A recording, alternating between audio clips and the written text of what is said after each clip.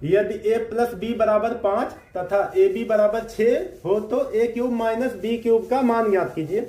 तो इस क्वेश्चन को हल करने के लिए आज हम ऐसा ट्रिक लेके आए हैं कि आज के बाद से जब भी आप ऐसे क्वेश्चन को देखोगे तो बिना कागज कलम के ही इसका आंसर फटाक से दे दोगे।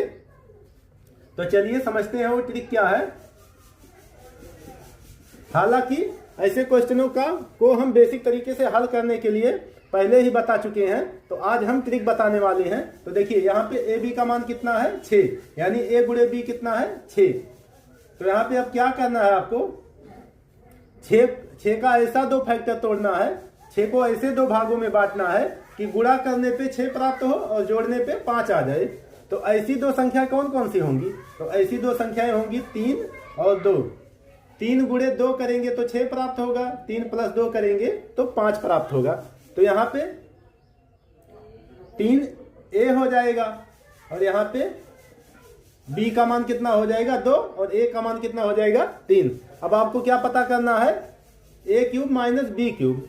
तो ए का मान कितना है 3, तो यहाँ पे हो जाएगा 3 का क्यूब प्लस बी का मान कितना है 2, तो यहाँ पे हो जाएगा 2 का क्यूब। 3 का क्यूब 27 हो जाएगा, सॉरी प्लस नहीं है माइनस है, तो यहाँ पे माइनस हो जाएगा। 3 का क्यूब कितना हो जाएगा 27 और 2 का क्यूब कितना हो जाएगा 8। अब 27 में से जब आप 8 घटाएंगे तो कितना प्राप्त होगा 19, और 19 हो जाएगा इस क्वेश्चन का आंसर। अब जैसे यहाँ पे अगला क्वेश्चन देखिए, यदि a माइनस बी बराबर 3 तथा ए बी बराबर 28 हो तो ए क्यूब प्लस बी क्यूब का मान ज्ञात कीजिए। तो यहाँ पे आपको क्या करना है, 28 को ऐसे दो फैक्टर में तोड़ना है, ऐसे दो भागों में तोड़ना है कि गुणा करने पे 28 आना चाहिए और घटाने पे 3 प्राप्त होना चाहिए। तो ऐसी दो संख्याएं कौन कौन सी हो सकती हैं, तो ऐसी दो संख्याएं हो सकती हैं 7 और 4। 7 चौक 28 हो जाएगा और 7 में से 4 घटाएंगे तो 3 प्राप्त होगा। अब यहाँ पे a का मान कितना हो जाएगा 7 और b का मान कितना हो जाएगा 4। अब यहाँ पे आपको पता करना है a cube plus b cube.